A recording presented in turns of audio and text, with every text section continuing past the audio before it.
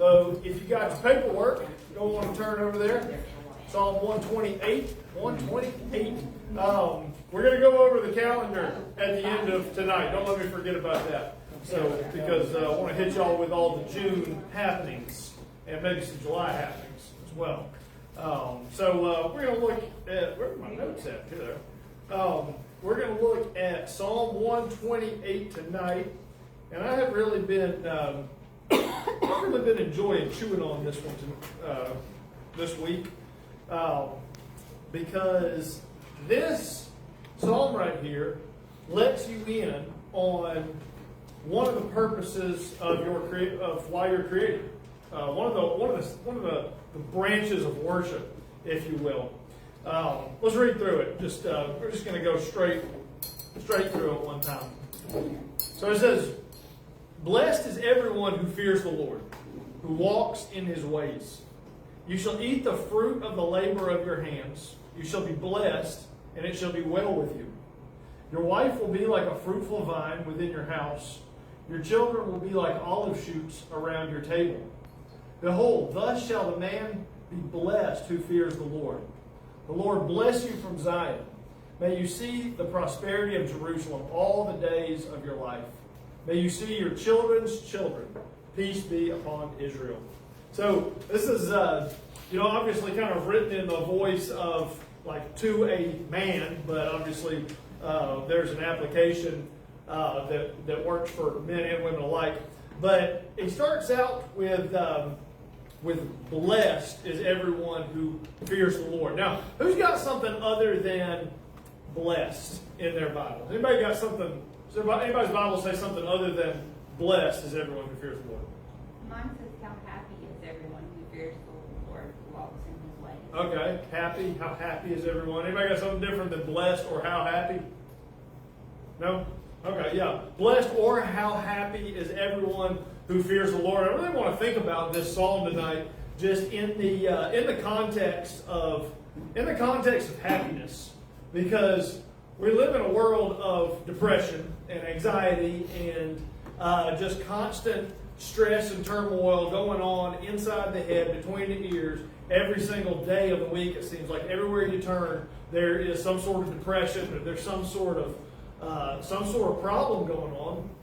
And we've all got theories as to why that is, but the fact of the matter is it's there and it's real. So anytime that a passage says, "How happy is whoever," then that makes me perk up and take attention. So this one says, "How happy is everyone who fears the Lord," or "Blessed is everyone who fears the Lord." A couple little details out of this, just if we kind of wax back to the blessing translation of it. What does blessing mean? What does it mean to be blessed? Being blessed by the Lord is simply just being touched by God for favor. Like if He blesses you, then that is just being touched by Him for favor. And this is good because we really can't do anything without the blessing of the Lord. That's really the word. The word blessed or blessing kind of sounds like a churchy word, and I kind of have a tendency to try to avoid churchy words. It's just this weird habit I've got. But really, there's kind of an intention that you have of, like, okay, God, take all of the favor and all of the intervention that you have as I walk in your ways and bind it all up and put it on me. That's what I need right now, okay? An abbreviation to say all of that is, please bless me, okay? Blessing, a prayer for asking God to bless you is not, that's not like arrogant or out of hand or anything. We need that. We have to pray for God to bless us because we need His touch. We can't do anything without it. Another case of blessing that Scripture uses is bless the Lord. So like we are exhorted at times to bless the Lord. James 3:9 is an example of this. We come into the passage where he's talking about what you use your tongue for. And he says, with the same tongue, you bless the Lord and you curse others. And he phrases this as a contradiction. And he says, brothers, this should not be. You can't use your tongue to bless the Lord and to curse others. So what does he mean, bless the Lord? He essentially just means praise the Lord. Because you can't really, obviously, like when God blesses us, You know, we can't get by without God blessing us. God can get by without us blessing Him, right? But we get the benefit from blessing Him just the same way. So blessed is everyone who fears the Lord, and the fear of the Lord is just framed by the psalmist right here. It's just a means of receiving His blessing. So almost like if you're asking, okay, all right, I want to receive God's blessing. God, how do I do that? He answers you with, you fear the Lord. We talked about this a couple weeks ago in Big Church, but I made the statement that in this life you're going to fear something. Most likely, you're going to fear something in this life. If you're not, you can only hope that God will be merciful enough to bring you to your knees in fear of something. Some people have the disadvantage of not having fear of anything in this world. Who knows somebody like that? Like just literally not afraid of anything. That's kind of a handicap, actually. You ever hear about these people these kids that have no pain receptors in their body? They just can feel everything except pain, and they have to be really careful because there is no warning system to them to say, hey, you're in danger. It's actually it seems like that'd be nice, but it's actually a disadvantage because pain's there for a reason. Same way, fear's there for a reason. And so if you've got to aim your fear at something, then let's aim it at the Lord. And this is just a way of thinking about this is just thinking about God in the correct way. Thinking about God in the way that He ought to be thought about is fear of the Lord. And so we got two blessings that He's going to mention here in verses 2 and 3 that kind of trigger, that spawn from the fear of the Lord. So just to get a running start back into all of it. Blessed is everyone who fears the Lord. And then He's going to give two blessings right here. But before we get to those, let's divvy out some reading. I got one. Let's see. We'll divvy the psalm up into readings. Who wants Genesis 1, 28 and 29? Hey, how are you? I'm good. Good. Noah has got Genesis 1, 28 and 29. All right. I've already read Psalm 128, 1. So who wants Psalm 128, 2? I'll take it. Up real. Theo. Psalm 128, 3. I'll read it. All right. Cat Mama. KO. KO and KO. Let's see. Guess what comes after Psalm 128, 3? 4. 4. Who wants it? I'll do it. Okay. Christy Edmo. And then, who wants verses 5 and 6? Oh, I saw Paul by a hair. All right, congratulations. As long as you fulfill your duties, you will have prayer immunity for tonight. So, Psalm 128, 1, blessed is everyone who fears the Lord. And this yields two blessings that we're going to see right here. This is kind of the big part right here, where we kind of lean in that because God is He's kind of showing us exactly what we were created to do here. And He delivers this in two different things right here: sustenance and fruitfulness. Psalm 20. Why can't I speak anymore? The fear of the Lord comes through in two blessings: sustenance and fruitfulness. One, to be fed or to consume, and the second one, to produce. There's two things that make me feel very content. Okay, one is at the end of a hard day of work, right? That I've really just put forth a lot of effort into something, and I'm tired, but a good tired. Y'all know what I mean? You're kind of like you've used a lot of energy, you've used a lot of strength, but you just kind of feel good, you know. And then the second thing is when I'm really hungry to eat and be filled. Anybody with me on those two things? Those are two. I mean, I would almost say like maybe the best two feelings that you can have in life is when you have just contributed to something, some kind of cause in a way that is worthwhile, and you feel the effects of it in your body. and then when those needs in your body are filled by food or by sustenance. And both of these things are at work right here in Psalm 128. Let's just read verses 2 and 3 just to remember what they say. April and Kathy, we'll just rip one right after another. You will eat the fruit of your labor. Blessings and prosperity will be yours. Your wife will be like a fruitful vine within your home. Your sons like young olive trees around your table. All right, so the blessing comes from the fruit, from eating the fruit of the labor of your hands, and the blessing comes from, in the verbiage that the psalmist used, your wife being like a fruitful vine, but we're going to kind of back out of the principle a little bit and just say coming from fruitfulness, or being fruitful, or being productive, is how we're going to look at this passage right here. So let's look at sustenance for just a minute. Well, first we're going to look at Genesis 1:28, Genesis 1:28-29, because this is something that is woven right into creation. Go ahead, Noah. God blessed them and said to them, "Be fruitful and increase in numbers. Fill the earth and subdue it. Rule over it. Rule over the fish in the sea and the birds in the sky, and over every living creature that moves on the ground." Then God said, "I give you every seed-bearing plant on the face of the whole earth, and every tree that has fruit with seed in it. They will be yours for food." Isn't this amazing right here? God says, He gives Adam and Eve this command: be fruitful and multiply. In other words, be productive, regenerate, produce, right? And then just attached to the very end of that is what He gives them for food. It is the exact same thing as what you see in Psalm 128 right next to each other.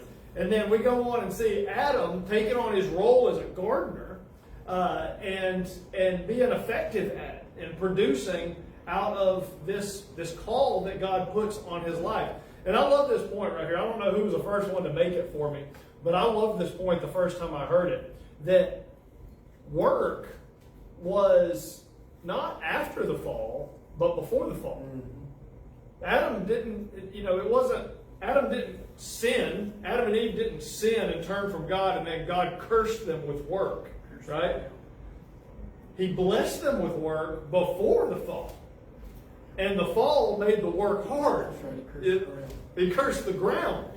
And so we kind of stand here in the same way. We're not cursed by our work. It feels like we are sometimes. We're not cursed by our job. Whether you're a, stay-at-home mom or a, business owner or a welder or whatever, you have hard days where that's really difficult, and your boss is a jerk, or, your employees are jerks or whatever, but those are not, and those are hard things to deal with.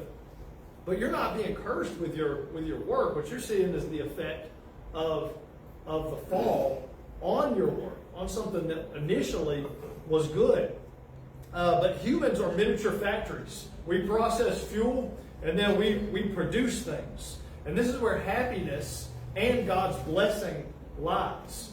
The Lord started teaching me this about 10 years ago, where I was like, man, I got to get out of this heat and air business. That was all I could think about, was I've got to get out of this thing.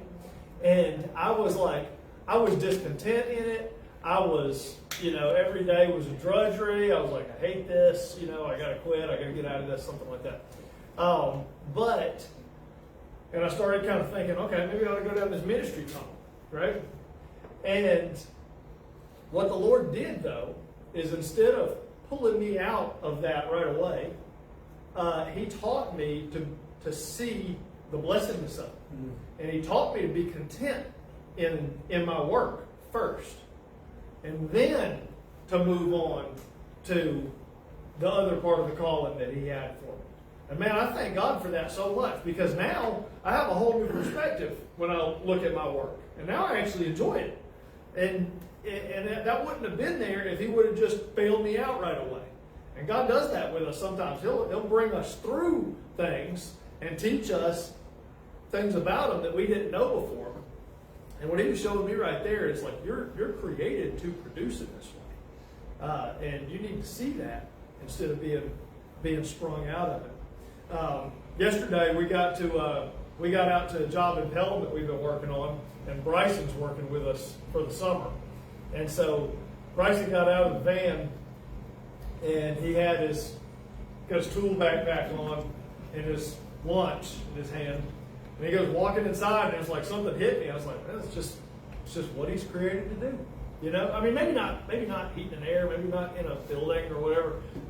None of that stuff, but to jump into something and to be a part of something and produce and create and to be productive, what God's created us to do. And I would contend that it's very difficult to experience God's blessing, to know God's blessing, if you're not participating in that in some way. Now life changes, right? And you can't always do the things that you used to be able to do. But you can always, as long as you're breathing, as long as you're living, be productive toward something. And I would just do something. And I would love to. I hope this isn't out of line, but Marilyn, I would like to kind of point you out here. You're in a place where your husband passed away a couple years ago. You retired, right? But you've taken on this care of the people ministry and these cards, and I just see you producing in that, and taking that and making that your own thing, and generating God's blessing in that, and we're going to talk about something here in a little while, that after church is over with, and we kind of gotten where you're a valuable part of this ministry here, and that's really the call here in church is like talk to God, respond to God, and produce how He's led you to produce, whether that's inside these four walls or not. Yeah, we have servant opportunities, right? We've got care of the people and building and grounds and all of that stuff, and it just helps to be structured in this way. But my prayer for all of y'all is that you will discern God's call on your life and walk in it, whether it's on these grounds here or not. Luke's going to preach at a church 68 miles away on Sunday, right? That's what, praise God. I just hope that this is an equipping part of that journey for you for what God's doing in your calling right there. And that's the same with everybody in here. We're called to produce, and we get God's blessing when we do that. So I kind of stepped all over my first point here and got all out of line, but that's okay. Because the first one is sustenance. We're going to talk about sustenance and production. The first one is sustenance, and then the second one is fruitfulness. So let's look at verse 2, and I've pretty much made all of the points, but let's see if I missed anything. So April, will you read verse 2 for us? You will eat the fruit of your labor. Blessings and prosperity will be yours. Okay. So the two things about sustenance right here, two things about being sustained. One, sustenance is connected to production. So there's a connection between us being sustained and producing. He says, you will eat the fruit of the labor of your hands.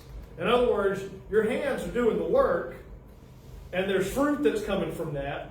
And guess what? That's how you eat. And this is not a foreign concept to anybody. I knew this would fall on some very favorable ears in this room tonight, because this is our culture. This is our society here. Nobody is a stranger. Nobody in this room is a stranger to working and getting by and making a living. So we all know that part of it. Sustenance is connected to production. The second one is that sustenance is from the hand of God. So even though it comes from your hands, it's still from the hand of God. Matthew 6:11, give us this day our daily bread, right? So even though you're working, and even though you're getting a paycheck, and even though that paycheck is going to buy food, and you're going to get the food, and you're bringing it home, and you're preparing it, and then you're putting it inside your mouth, it's still God that's providing it. That's why you sit down and we thank God for the food, right? So sustenance is connected to production, and sustenance is from the hand of God. So God feeds us oftentimes, maybe even most of the time, He feeds us by the labor of our hands. But that's not the only way God can feed us. Look at Elijah, right? The ravens fed Elijah. John the Baptist, locusts, wild honey. Now it seems like these are probably the exceptions and not the norm. I would say most of the time there's the by and large the biblical principle is labor and produce and contribute, and that's the main means God uses to feed you. But we also don't want to get the sustenance of God confused with the means He uses to deliver it. Okay, so God may use your job to sustain you, but He does not need your job to sustain you. If that makes sense. He might use it. Probably does use it, but He doesn't have to have it.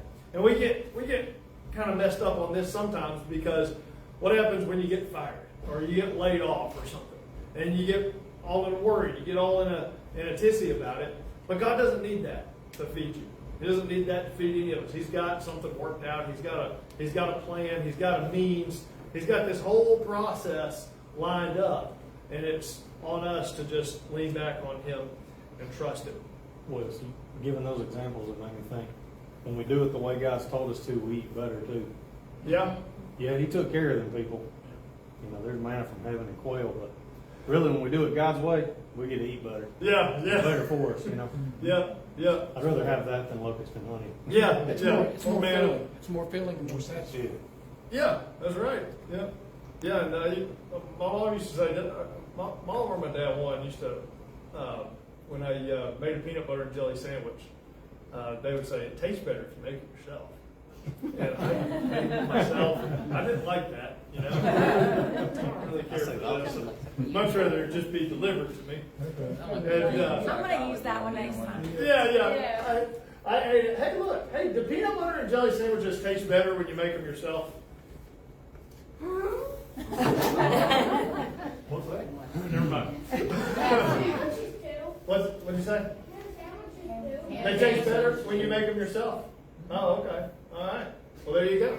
Thank you. Yeah.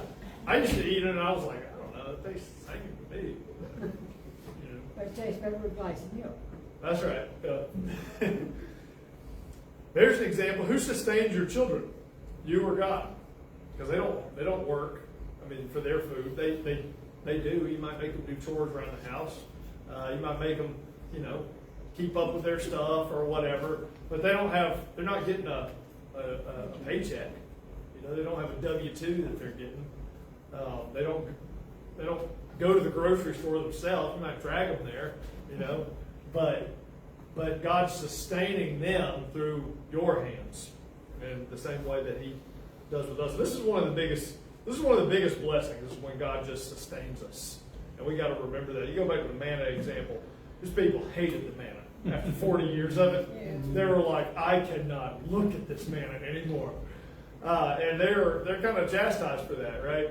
But still, it's like, man, it's bread from heaven in the desert, you know. You know, there's examples all through the New Testament of being sustained. Yeah. You know, when Jesus was walking on the Sabbath and one of the Pharisees saw somebody pluck a head of grain and eat it, that was sustenance. Mhm. That wasn't because he was bored, that was sustenance. Right. And then you have, if a man will not work, he shall not eat. Yeah. You have that. You have an example, and it's kind of a weird example, but in the Old Testament, of Ezekiel when he was told to consume the scrolls. Mm-hmm. That was spiritual sustenance. Mm-hmm. I mean, so Yeah. God's provision is all throughout the Bible. Oh yeah. Yeah. Whether it's physical, financial, spiritual,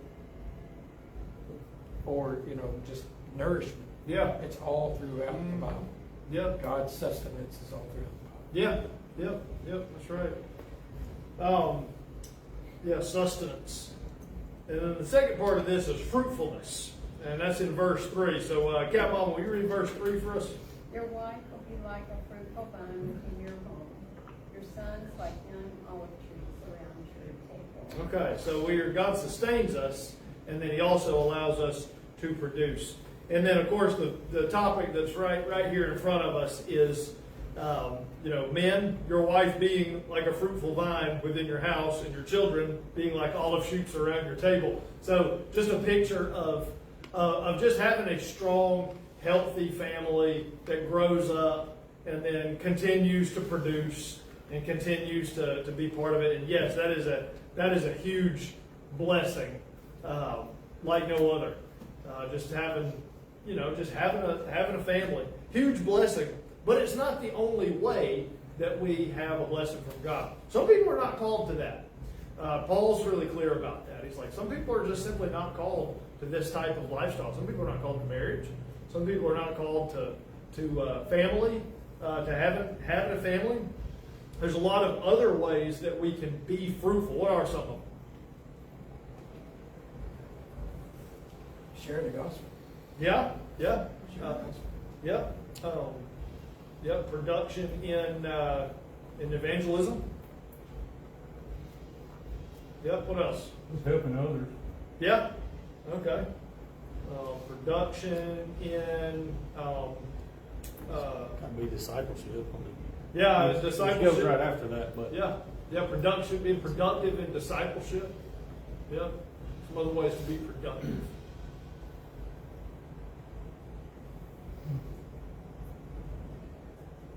We got the one that I've been toying with all night, being productive at work.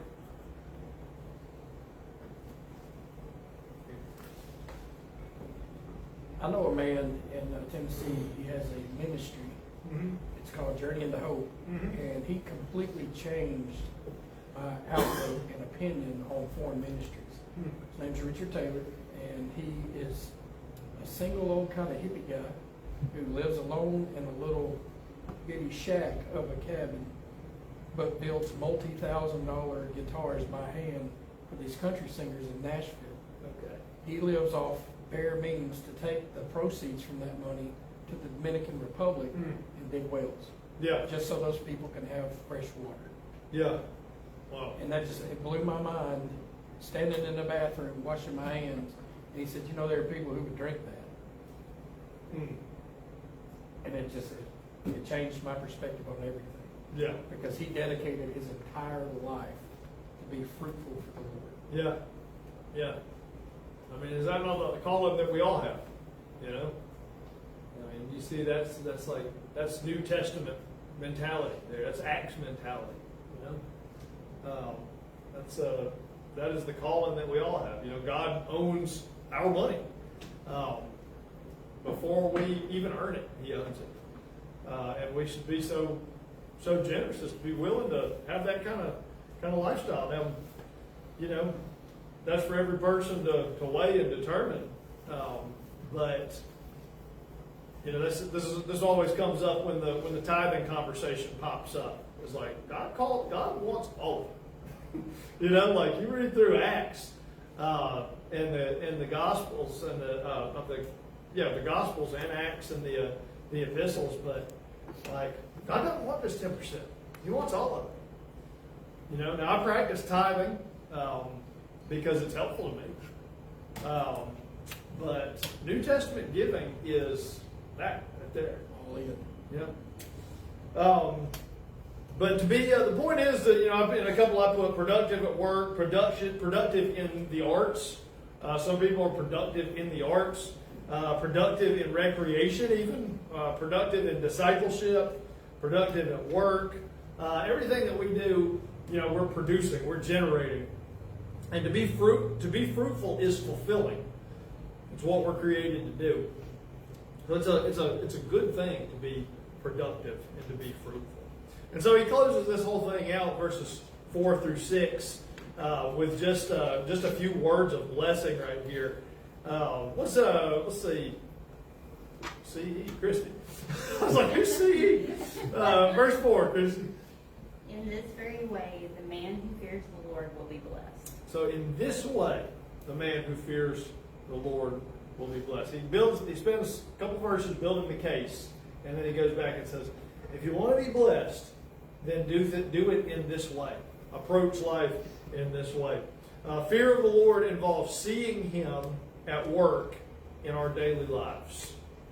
Every second, every moment of whatever we're doing, whatever we're producing, seeing Him at work. And this is one of the biggest battles that mankind has. I get caught up in this all the time. You get out there, the day starts getting hard, people's attitudes are all over the place, and it's so easy to not see God at work in the day. To not stop and ask Him, Lord, what are you wanting out of this right now? What are you showing me? What do you lead me to do? Is there somebody here I can share the gospel with? Seeing God at work in our daily lives. Too much focus on the thorns and thistles of Genesis 3 and not enough focus on the sustenance and fruitfulness of chapter 1. Isn't that what we do so often? Like we look at our calling or whatever it is, and we look at the thorns and the thistles of chapter 3 without looking at the fruitfulness and the sustenance of Genesis 1. Just 2 chapters earlier, it's filled with fruitfulness and provision.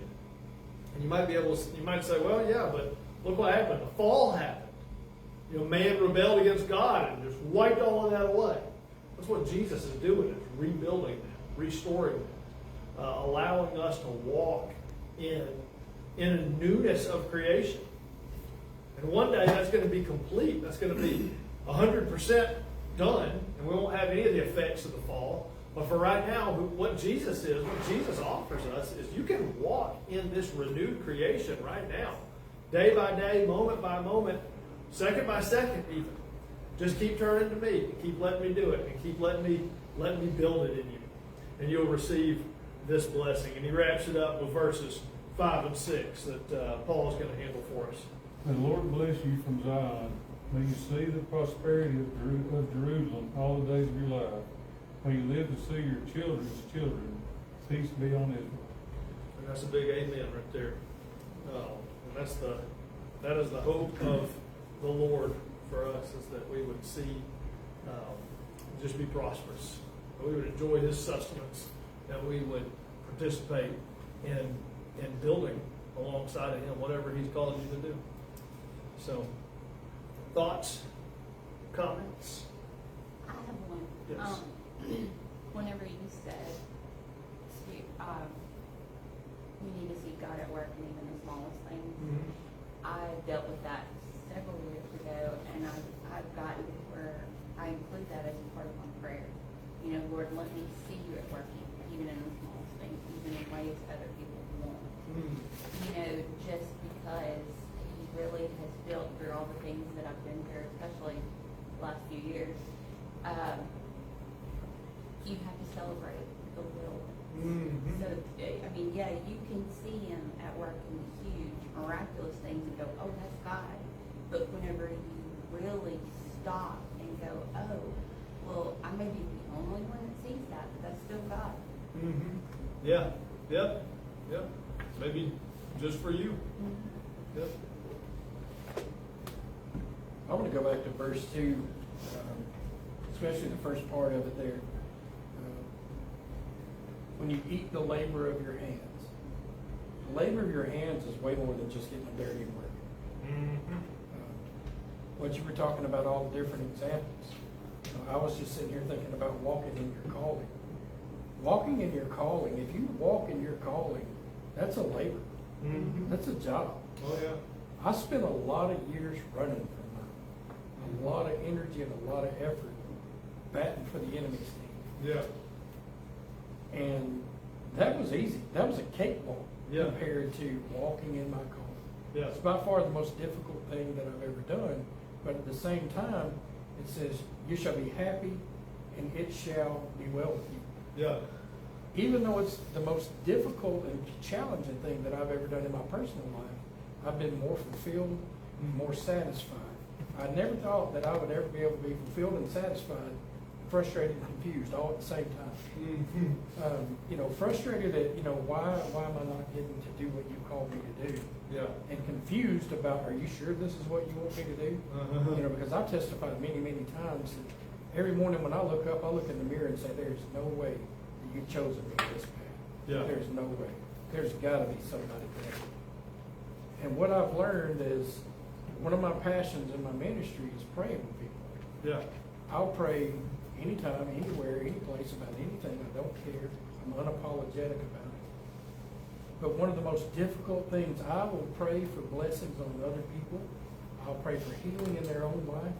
But I will feel completely unworthy to do the same thing and speak the same life into my own life. Yeah. It is it's very, very, I feel weird about asking Yeah. God for things for myself.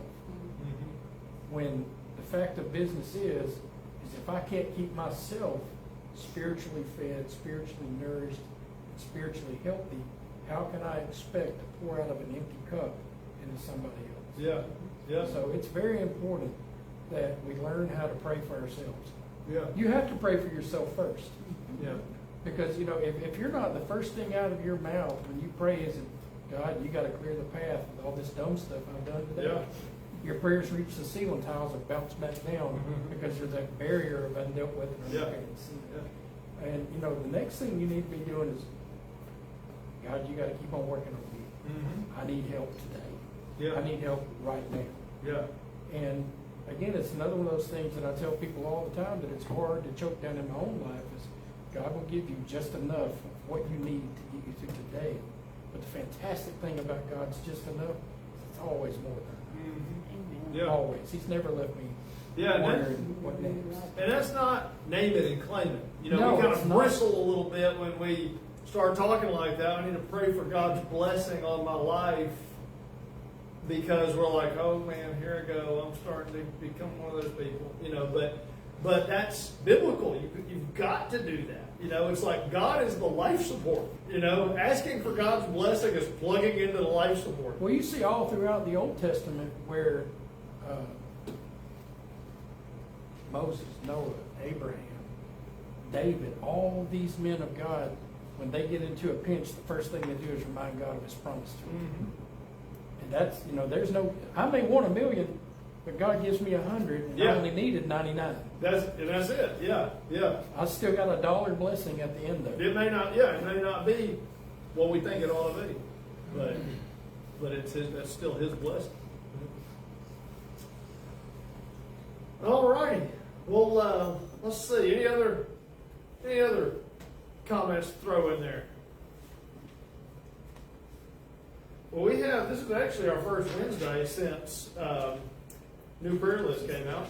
So, because we did Both Food Pantry last week, which was awesome. This is our first one. First time going back to prayer list. I failed to bring the prayer list out for everybody. Does anybody need a June prayer sheet? Okay. No neither of it? Okay. They should be up in the front.